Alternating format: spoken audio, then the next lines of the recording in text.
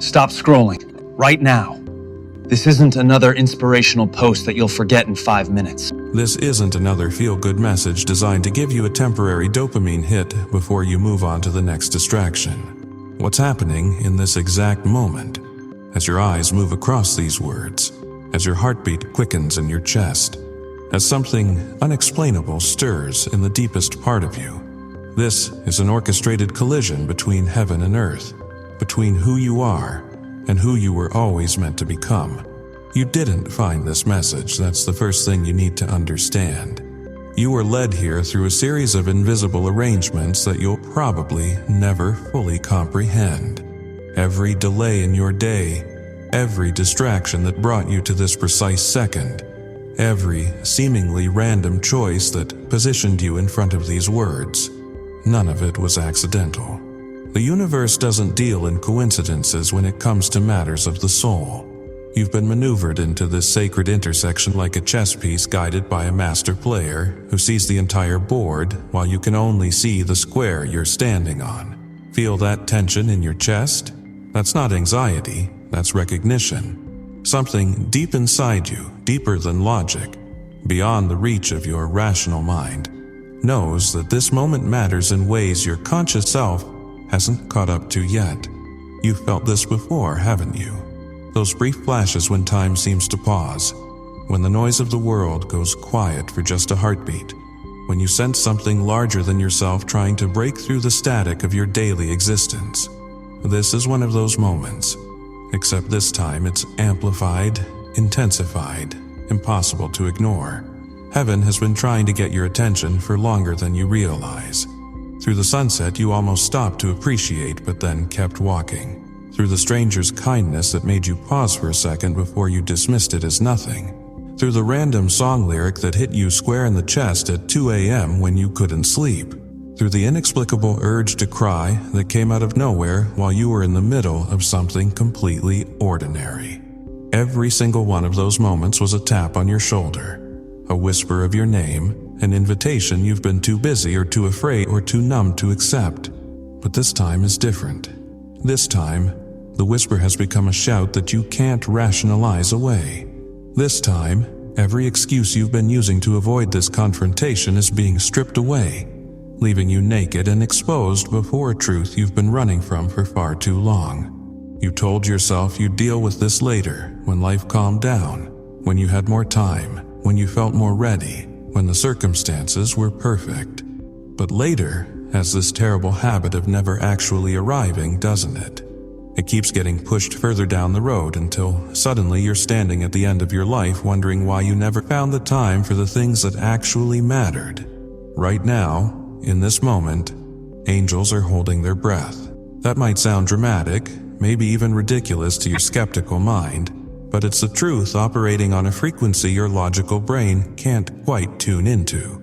The spiritual realm is watching what you do next with an intensity that would terrify you if you could see it. Because this isn't just another moment in your timeline. This is a hinge point. A moment where your entire trajectory can shift based on a single choice, a single decision to either lean in or pull away. You've been living your life like you have unlimited time, like tomorrow is guaranteed. Like you can keep postponing the real conversations, the deep changes, the uncomfortable transformations indefinitely. But time is the cruelest teacher because it kills all its students eventually, and it doesn't send a warning before the final exam. You don't know how many more chances you'll get. You don't know how many more times that quiet voice will call your name before it goes silent. You don't know if this door that's standing open right now will still be open tomorrow, next week, next year. What you're feeling right now, that mix of discomfort and curiosity, that cocktail of fear and hope, that's your soul recognizing what your mind is still trying to dismiss. You're standing at a crossroads that you didn't know you were approaching. Behind you is the path you've been walking, comfortable in its familiarity even if it's been slowly killing you. Ahead of you is something unknown, something that demands more from you than you think you're capable of giving. Something that promises transformation but requires surrender.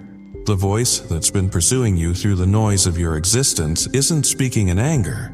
It's not condemning you for all the times you turned away, for all the moments you chose distraction over depth, for all the years you've been running. It's calling you home with a desperation born from love, not judgment. It's reaching through every barrier you've constructed, every wall you've built, every defense mechanism you've perfected, because it knows something you've forgotten. You were created for more than this treadmill existence of work, distraction, sleep, repeat. This message isn't here to make you comfortable. It's here to wake you up before you sleep, walk past the very thing your soul has been crying out for in the quiet moments when all your distractions fall away and you're left alone with the aching void inside you that nothing seems to fill. This is your moment. Not tomorrow's moment. Not next week's chance. Right now, right here, with your heart pounding and your defenses crumbling, you have a choice to make that will echo into eternity. You've become a master at explaining away the sacred. Every time something divine brushed against your ordinary life, you had a rational explanation ready. Coincidence, timing, random chance. Your mind has been trained by a world that worships logic to dismiss anything that can't be measured, categorized, or explained. But deep down, in the part of you that wakes up at 3 a.m. with inexplicable tears, you know better. You know that some of those moments were too perfectly timed, too specifically tailored to your exact need, too impossibly aligned to be mere chance. Remember that job that fell through at the last minute, the one you were convinced was your big break, your ticket to everything you'd been working toward? You were devastated. You felt abandoned, overlooked, punished for reasons you couldn't understand. But what you couldn't see from your limited vantage point was the toxicity waiting for you in that environment. The slow soul death that would have occurred if you'd walked through that door. That rejection wasn't punishment, it was protection. Heaven blocked your path because it loved you too much to watch you sacrifice your peace for a paycheck that would have cost you everything that actually matters. And that relationship that ended so suddenly, so painfully, leaving you questioning your worth and your judgment. You replayed every conversation, analyzed every moment, trying to figure out what you did wrong. But the door that closed in your face wasn't about your inadequacy. It was about divine intervention, saving you from entanglement with someone who would have affirmed your wounds instead of healing them, who would have kept you comfortable in your brokenness instead of challenging you towards wholeness. You wanted them to stay. Heaven knew they needed to go. Every closed door has been an answered prayer that didn't look the way you expected. Every delay has been divine timing adjusting the coordinates of your life. Every disappointment has been redirection toward something your limited vision couldn't see yet. But instead of recognizing the invisible hand guiding you away from danger and towards destiny, you've been shaking your fist at heaven, demanding to know why your plans keep falling apart, never considering that maybe your plans were leading you somewhere you were never meant to go. The signs have been everywhere, written in a language you've forgotten how to read. That sudden uneasiness you felt right before making a decision that seemed perfectly logical, that was your spirit trying to warn you. That inexplicable peace that washed over you in the middle of chaos, that was divine presence reminding you that you're not navigating this alone. That random thought that popped into your head telling you to call someone, and when you finally did, you discovered they desperately needed to hear from you at that exact moment. It wasn't your subconscious. That was heaven using you as an instrument of grace. But you've been living with the volume turned up so high on everything else that the still small voice has been drowned out completely. Your life has become an endless scroll of notifications, an avalanche of other people's opinions, a cacophony of urgent but not important demands on your attention. You filled every moment of silence with podcasts, music, videos, anything to avoid being alone with your own thoughts. Because somewhere deep down, you know that in the silence, you'll have to confront the questions you've been avoiding and face the void you've been trying to fill with everything except what it actually needs. You wake up exhausted even after 8 hours of sleep because your soul has been running marathons while your body rests. You're tired in a way that vacation can't fix, that coffee can't touch, that weekend recovery can't address. This is soul weariness, the kind of exhaustion that comes from living out of alignment with your purpose, from pouring your life energy into things that will never satisfy the hunger inside you, from trying to fill an infinite void with finite substitutes. Every achievement you chase delivers a momentary high, followed by the familiar crash back into emptiness. Every relationship you enter hoping it will complete, you ends up revealing that you're still incomplete. Every distraction you use to numb the ache only postpones the inevitable confrontation with the fact that something fundamental is missing from your life. You're like someone dying of thirst who keeps drinking salt water, temporarily relieving the sensation while actually making the problem worse. And through it all, through every ignored sign and dismissed whisper, through every closed door you resented and every delay you complained about, there's been a patient presence waiting, not with anger, but with the kind of love that refuses to give up even when giving up would be so much easier. The kind of love that keeps calling your name even after being sent to voicemail 1,000 times. The kind of love that arranges divine interruptions in your carefully controlled life because it cares too much about your destiny to let you sleepwalk into destruction. You've mistaken patience for absence. Because the voice didn't shout, didn't demand, didn't force, you assumed it wasn't there at all. But silence isn't always absent. Sometimes it's restraint. Sometimes it's wisdom waiting for the right moment. Sometimes it's love refusing to violate your free will while simultaneously refusing to abandon you to your own devices. The fact that you're reading these words right now is proof that you haven't been forgotten, that your name is still being called, that the door you've been walking past is still open for now. But here's what your comfortable assumptions won't let you see. Every ignored call makes the next one harder to hear. Every dismissed conviction calcifies your heart a little more. Every time you choose distraction over depth, noise over stillness, temporary comfort over transformative truth, you're training yourself to become deaf to the very voice that could save you. This is how souls grow numb. Not through one dramatic rejection, but through 1,000 small choices to prioritize everything else over the one thing that actually matters. You've perfected the art of looking fine while falling apart. The smile you paste on in public has become so convincing that even you sometimes believe it.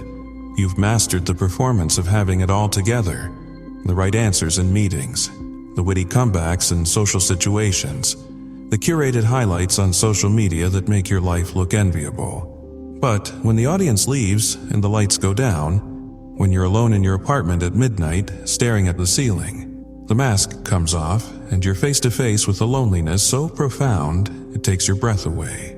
This isn't the simple loneliness of being alone. This is the soul-crushing isolation of being surrounded by people who know your name but not your heart, who see your accomplishments but not your ache, who admire your strength but have no idea about the silent screaming happening inside you. You've become an expert at surface-level connection while starving for something deeper, something real, something that touches the parts of you that you keep hidden because you learned the hard way that vulnerability is dangerous. Those walls you built didn't appear overnight. Each brick represents a specific wound.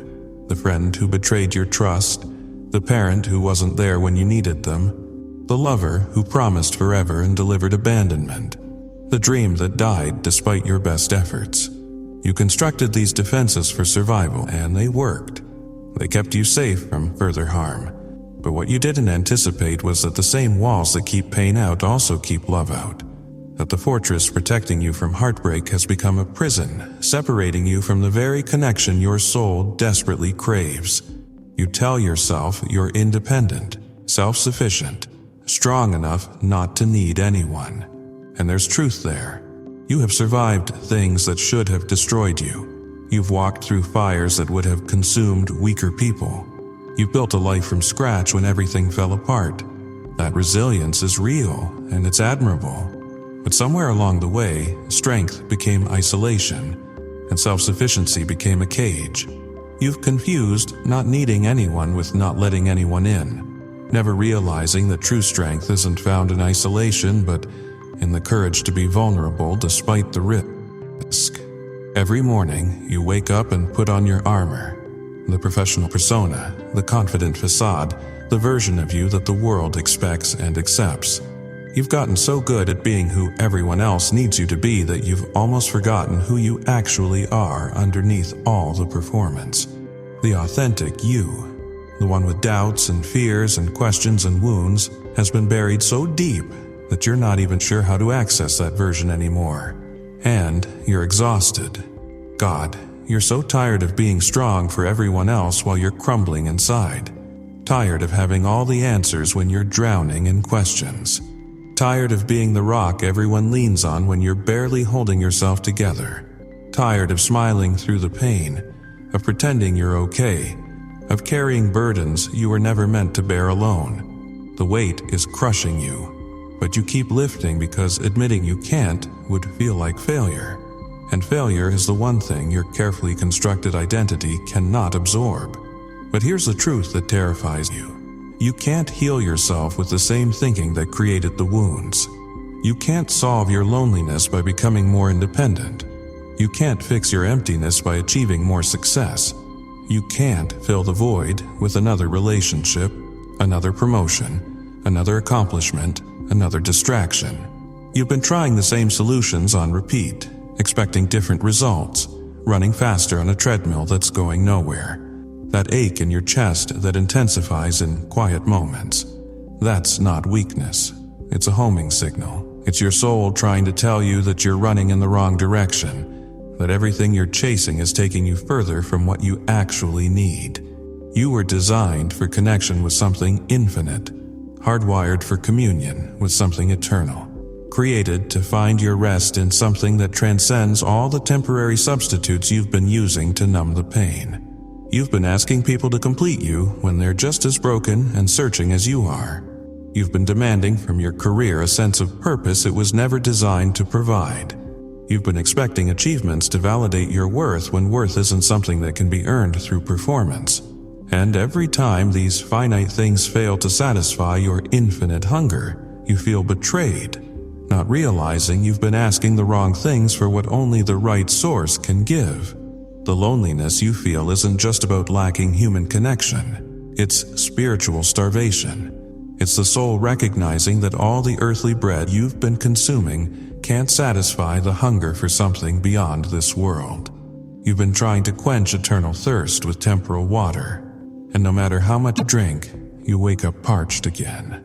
Heaven has been watching this self-imposed exile with a heartbreak you can't imagine.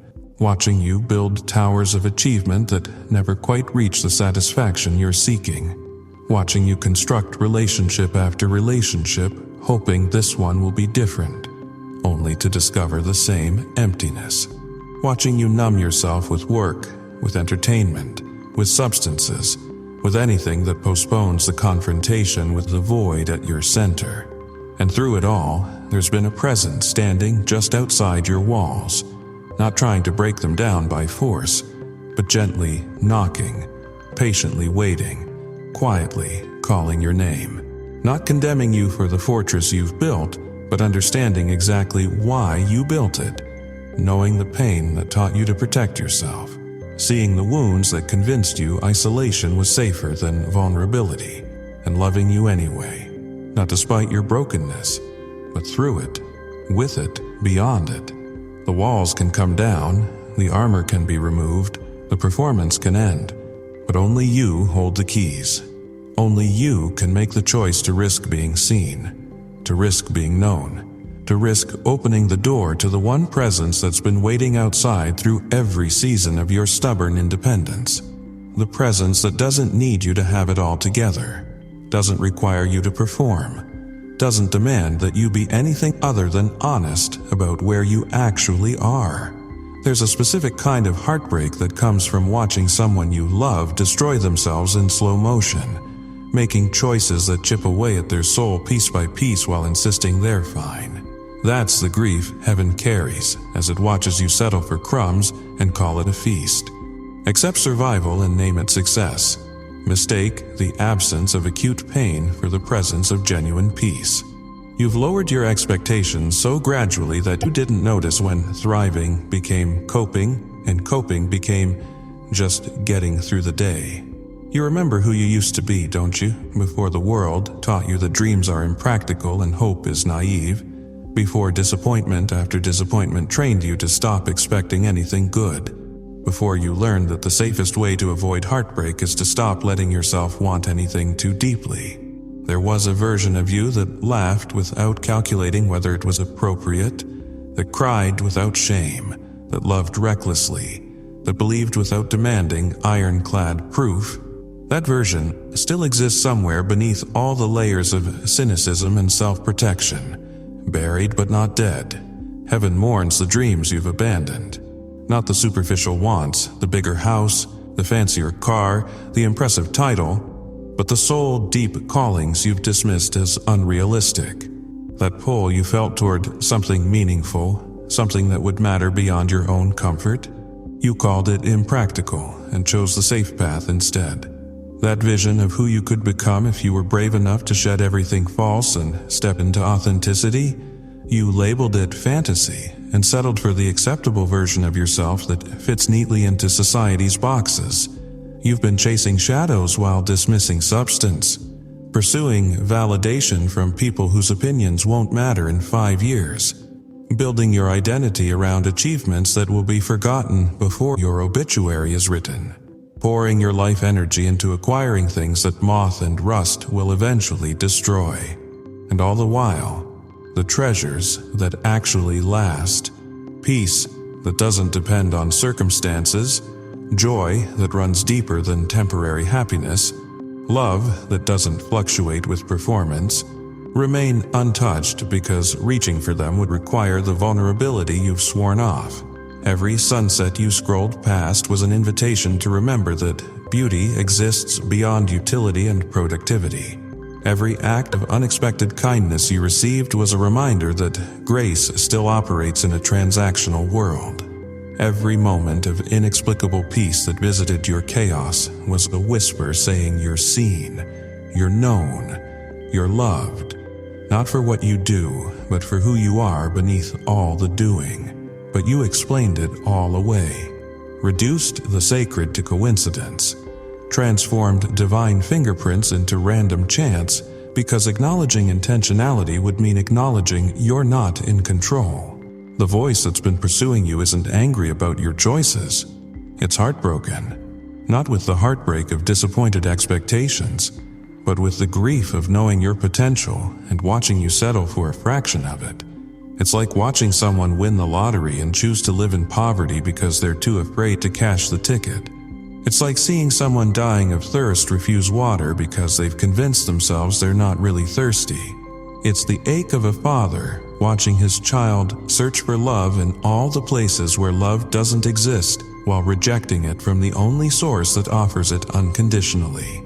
You've been building your life on foundations of sand, career success that one economic shift could destroy, relationships with people who are just as lost as you are, achievements that impress others but leave you feeling hollow, and heaven watches, knowing the storm is coming, knowing those foundations won't hold, knowing you've refused every invitation to build on solid rock because it would require admitting your current structure is unstable. Pride tells you to keep going, to prove you can make it work through sheer willpower.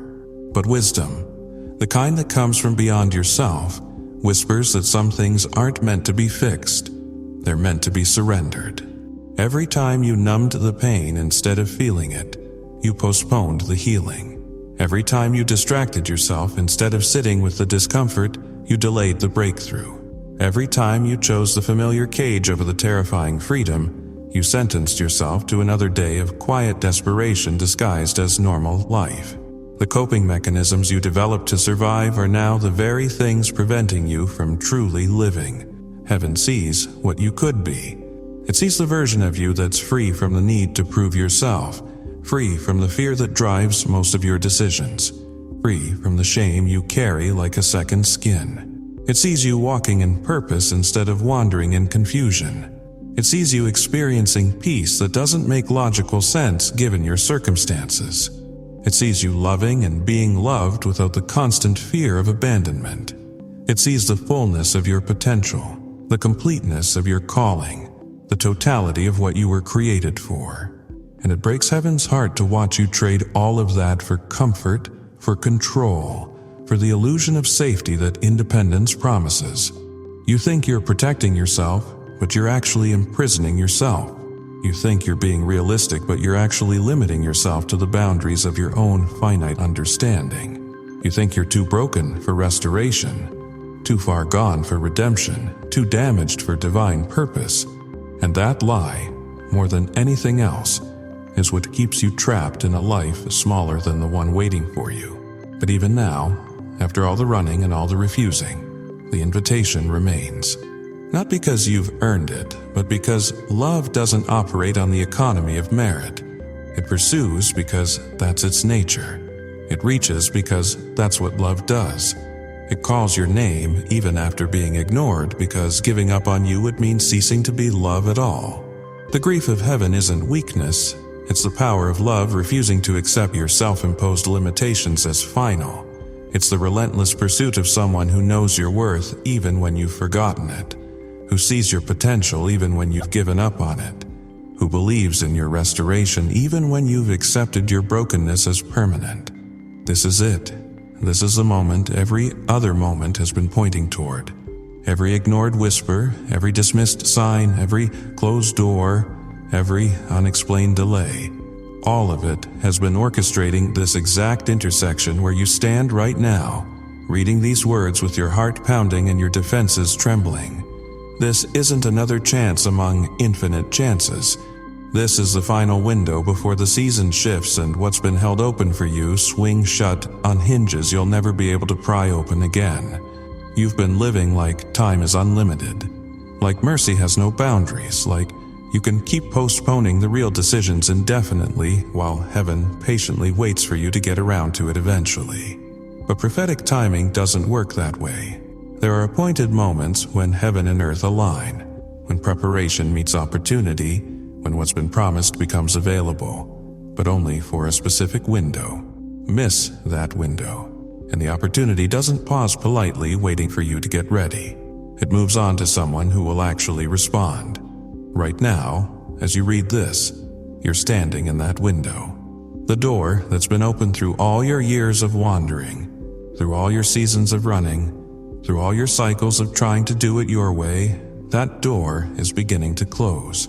Not as punishment, not because you've exhausted divine patience, but because choice has consequences and timing has boundaries. You can't keep refusing the invitation and expect it to remain extended forever. At some point, the host stops calling. At some point, the seat at the table is offered to someone else. At some point, later becomes too late. Every delay you've justified, every excuse you've crafted, every "I'll deal with this when I'm ready" conversation you've had with yourself has been borrowing against time you don't actually have. You've been operating under the assumption that tomorrow is guaranteed, that next week will definitely come, that you'll have endless opportunities to finally say yes to what your soul has been crying out for. But you don't know that. You have no guarantee of tomorrow. The only thing you actually possess is this moment, right now, and what you do with it will determine whether you step into everything that's been prepared for you or watch it pass by like a train you were too hesitant to board. The dreams that have been whispering to you in the quiet hours, they're not just random thoughts. They're previews of what's waiting on the other side of surrender.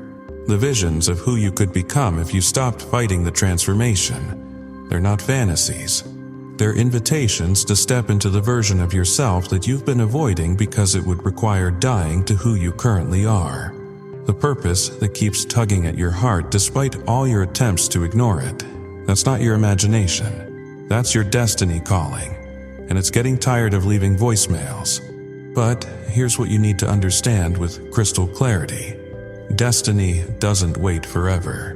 There's a season for planting, and if you miss it, you don't get the harvest. There's a moment when the door is open, and if you don't walk through it, eventually it closes, and no amount of pounding on it will make it open again. You've been given chance after chance, sign after sign, whisper after whisper, and now you're being given one final urgent summons before the chapter turns and what could have been becomes what might have been if only you'd been brave enough to choose it. You wanted a sign. This is it. You begged for clarity. You're standing in it. You demanded that if this was real, it would speak to you clearly, unmistakably, in a way you couldn't dismiss or explain away. And here it is. Words that have found you against all odds, piercing through your defenses, resonating in the deepest part of you where truth lives beyond the reach of rationalization. This is your sign. This is your proof. This is your moment of decision. The fear whispering that surrender will cost too much, it's lying. What you'll lose by saying yes to what's calling you cannot compare to what you'll gain. The world has promised you everything and delivered anxiety, weariness, and endless striving that never arrives at satisfaction. The invitation standing before you offers something radically different. Peace that doesn't make logical sense. Purpose that transcends personal ambition. Wholeness that comes not from perfection but from surrender. But you have to choose. Right now. Not tomorrow when you feel more ready. Not next week when circumstances are better. Not someday when you've figured everything out. Now, in this moment, with your heart racing and your mind screaming all the reasons this is crazy, you have to make a decision that will echo into eternity. Will you keep walking the path you've been on, the safe path, the predictable path, the path that's slowly killing your soul while keeping your ego comfortable? Or will you step through the door that's standing open before you, into the unknown territory that terrifies and calls to you simultaneously? The door is closing. Can you feel it? That sense of urgency, that internal alarm telling you this moment matters in ways you can't fully articulate. That's not anxiety. That's your spirit recognizing that you're standing at a threshold, that what happens next determines everything that comes after. Every second you hesitate is a second closer to the opportunity passing. Every moment you spend calculating is a moment stolen from the future you could be building. Say yes. Not a perfect yes with all your questions answered. Not a fully informed yes with guarantees and safety nets. Not a yes that comes after you've figured out all the details. Just yes. The messy, terrified, uncertain yes of someone who's finally too exhausted to keep running, too desperate to keep pretending, too hungry for truth to settle for comfortable lies anymore. That's all that's required. Not perfection, not understanding, not having it all together. Just the willingness to stop fighting and let yourself be found by what's been pursuing you relentlessly through every season of your stubborn independence. Heaven is holding its breath. Angels are watching. Eternity is leaning forward. This message will end, and when it does, you'll have to decide what comes next. The familiar patterns that have slowly destroyed you, or the terrifying freedom that comes from finally surrendering control, the safe cage you know, or the wide-open future that's been waiting for you to be brave enough to claim it. This is your moment. Not tomorrow's, not next week's. Right now. The prophetic window is closing. The appointed time is here. The invitation has been extended one final time. What you do with it will determine whether you step into destiny or watch it pass by, whether you answer the call or spend the rest of your life wondering what would have happened if you'd been brave enough to say yes. Don't let this moment become your greatest regret.